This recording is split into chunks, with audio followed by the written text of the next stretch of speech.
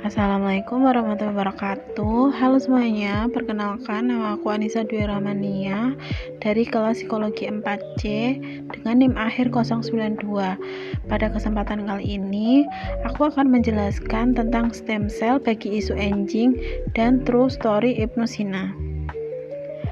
Nah, pertama-tama kita harus kenalan apa itu stem cell.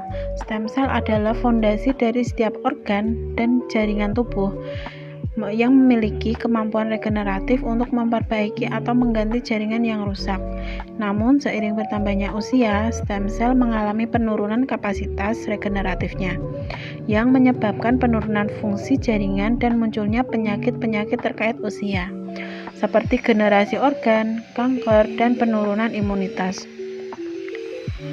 Lalu, dalam konteks isu penuaan atau aging, sistem stem cell berperan penting dalam regenerasi jaringan dan organ yang mengalami degrasi seiring bertambahnya usia. Seiring bertambahnya usia, jumlah dan fungsi stem cell menurun, yang menyebabkan berkurangnya kemampuan tubuh untuk memperbaiki dan meregenerasi jaringan, sehingga muncul tanda-tanda penuaan seperti keriput, penurunan elastisitas kulit, dan gangguan fungsi organ. Terapi stem cell dapat berupaya mengatasi hal ini dengan menyuntikkan atau merangsang stem cell untuk memperbaiki jaringan yang rusak, meningkatkan produksi kolagen, dan memperlambat proses penuaan, khususnya pada kulit dan organ tubuh.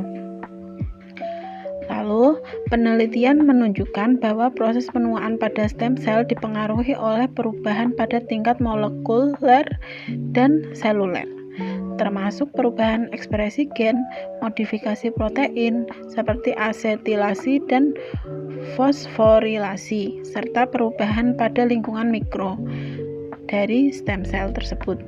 Penurunan fungsi stem cell juga berkontribusi pada menurunnya kemampuan tubuh untuk memperbaiki diri setelah cedera dan meningkatnya kerentanan terhadap infeksi dan kanker pada usia lanjut. Lalu yang terakhir kita akan membahas tentang true story dari Ibnu Sina. Ibnu Sina adalah seorang ilmuwan dan dokter besar dari abad ke-10 yang dikenal dengan Bapak Kedokteran Modern. Ia menulis karya yang berjudul Monumental The Canon of Medicine yang menjadi rujukan utama ilmu kedokteran selama berabad-abad. Salah satu kisah nyata yang terkenal tentang Ibnu Sina adalah ketika ia berhasil menyembuhkan seorang pangeran yang mengalami gangguan psikologis dengan percaya bahwa dirinya itu adalah seekor sapi. Ibnu Sina menggunakan pendekatan psikologis inovatif dengan berpura-pura menjadi tukang jagal yang akan menyembelih sapi tersebut. Lalu, Ibnu Sina menyarankan agar sapi itu diberi makan agar gemuk. Dengan cara ini, pangeran mau makan dan akhirnya sembuh dari delusinya tersebut. Nah, kisah ini menunjukkan bahwa kecerdasan dan pendekatan humanis Ibnu Sina dalam pengobatan jauh melampaui zamannya. Lalu, ada inovasi dan pengaruh dalam bidang lain yang dilakukan oleh Ibnu Sina, yaitu beberapanya meliputi yang pertama, menemukan hubungan antara kuman dan penyakit. Yang kedua, Ibnu Sina menjelaskan pentingnya karantina atau mencegah penyebaran penyakit menular.